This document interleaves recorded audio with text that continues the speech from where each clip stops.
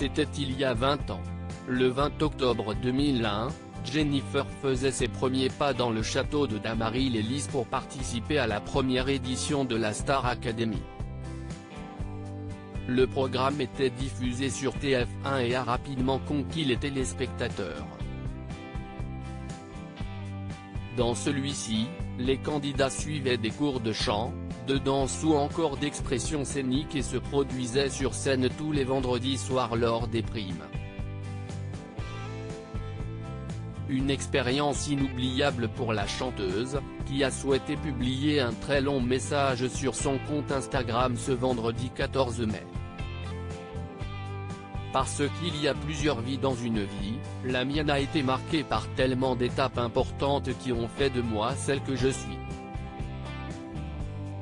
Et parmi tous ces moments de vie, il y en a un si particulier, qui m'a totalement transformé et libéré à la fois, lance-t-elle d'abord avant d'indiquer, le soir du 20 octobre 2001, je découvrais le fameux château de Dammaril-Lys, entre pudeur et insouciance. Je n'avais que 18 ans, et cette aventure s'apparentait plus pour moi à un départ de colonie de vacances qu'à un rêve de star. La jeune femme s'est rapidement rendue compte de l'importance de sa participation et après 84 jours, celle qui ne s'était pas imaginé rester plus de 2 semaines, était en finale.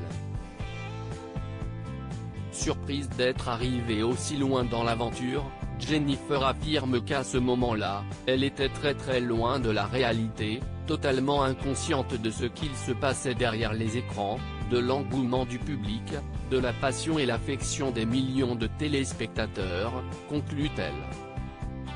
Une dernière soirée inoubliable. Arrive le moment où Nico fait durer le suspens pour annoncer enfin le vote du public, déclare-t-elle avant d'ajouter, je ne comprends plus rien, je pleure, je ris, on s'embrasse tous, on se serre fort. Nico répète 9 fois mon nom jusqu'à ce que je comprenne enfin ce qu'il se passait. En effet, après plusieurs semaines coupées de la réalité, Jennifer venait de remporter la première saison du programme culte de TF1 le 12 janvier 2002 face à Mario Baravecchia. Une victoire qui a été un véritable tremplin pour sa carrière. Les jours qui suivirent furent dingues, intenses, éprouvants, se souvient-elle ensuite. De l'enfermement, je passais à un tsunami d'interviews, un enchaînement de séances de dédicaces, à un emballement médiatique, à un déchaînement d'amour du public. Si est bien cette insouciance qui m'a permis de ne pas imploser. On n'est jamais préparé ou à une notoriété si soudaine et incontrôlable, avoue-t-elle. 20 ans plus tard, la chanteuse n'hésite pas à remercier à nouveau son public d'être toujours présent, de votre amour intact et indéfectible et de savoir que vous avez su transmettre cette relation si particulière à tant d'autres qui n'étaient pourtant pas nés à l'époque de l'émission, déclare-t-elle ensuite. Je vous ai aimé immédiatement, je vous aime tellement plus fort encore. Et quelque chose me dit que l'on va se revoir très vite, conclut Jennifer.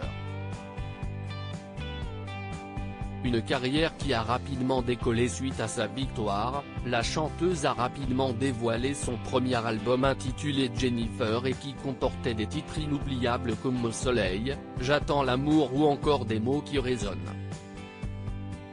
Celui-ci a été vendu à plus de 1 million d'exemplaires.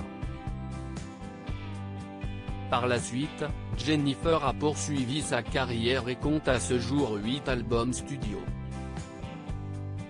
En parallèle, elle s'est illustrée dans différents longs métrages et séries et a également participé à plusieurs saisons de The Voice et The Voice Kids.